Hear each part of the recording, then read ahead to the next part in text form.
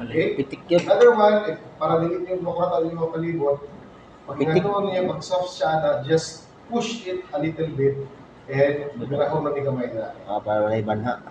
Para may banha. Kailangan mo makurat.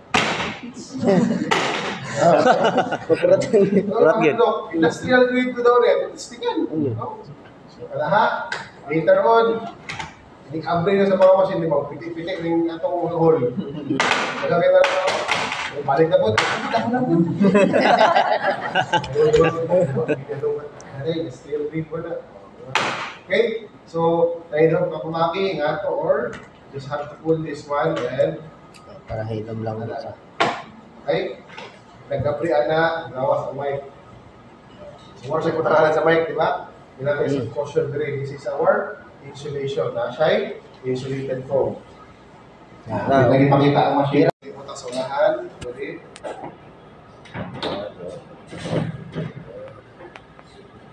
Gana ba ang partition? Dili. We need to close the lid. Duha na yung closing lid. Isa ani, which is ready siya matanggap sa resibo. Or, if you want to secure that one, ano na sa gana? Okay? So, ako na siya i-open. The prescribed positioning of receipt gate is on the left side. Okay? But, bari na siya, depende sa cluster sa skulahan. Surahan siya na pin. What if, naagri sa pikas ang wall, or ahan na pin, asa ka entry, asa ka entrance, pwede na siya mabalin sa pikas. Okay? Mabalin-balin na siya. Okay? But always, if this is the side of the machine, ang back part, diha ng battery slot. Nasa yung sukalan sa battery. Ano ba? Para ang battery na to, hindi siya mga wiring, hindi sa akot na naman. Or, tendency na, masipaan itong wiring to, matangtak ang power supply, paano na sa machine. Again, our machine is hybrid. Pwede ka makuha ang power from its built-in or not built-in, kauban ng battery or direct. So, ito is your machine. Open this one. And, get the machine. Ibalik na.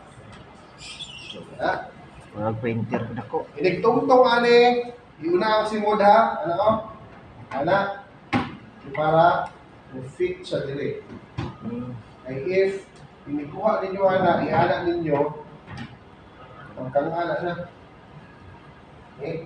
Inikuta sa balot feeder, lahaw sa resibo, sa balot, lahaw sa dito sa ilalong. Hindi mo count ng board. Okay? So always observe.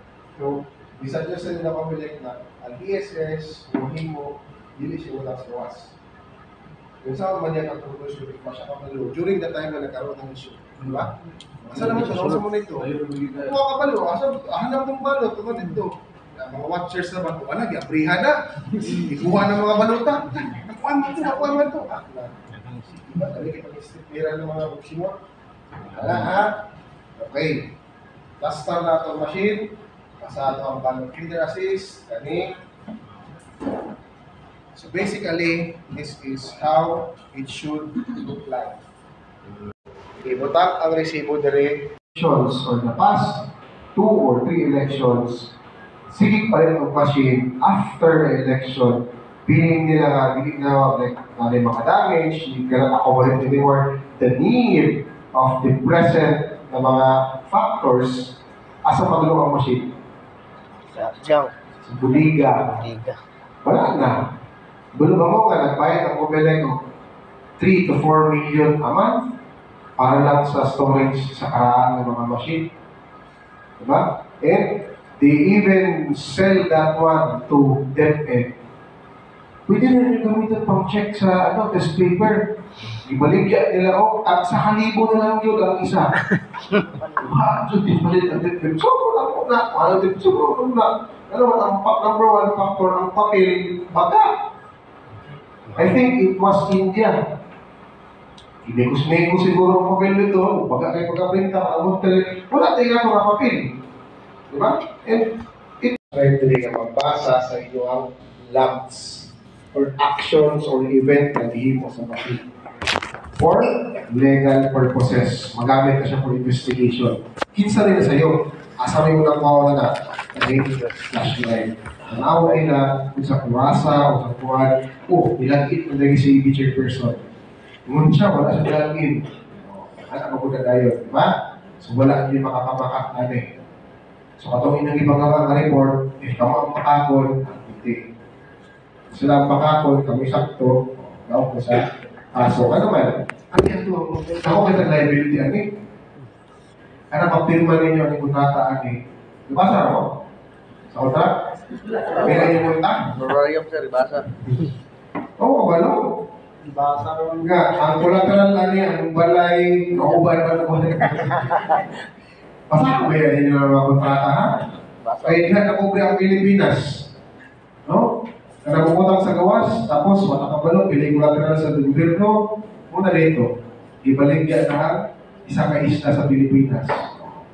Wak na nabasa na, mga makabalo, ang pikas pustis yung balay, kumilit na itangiyan. Ha? So, di na mo pwede kabalhin, di mo ka-damage na. Pasahin niyo ang kontrata. Makita niyo na diha ang mga liabilities and inyong mga responsibilities. Ang yun ako na lang kaya niya kung narariyong naman ko. Noon? Oh.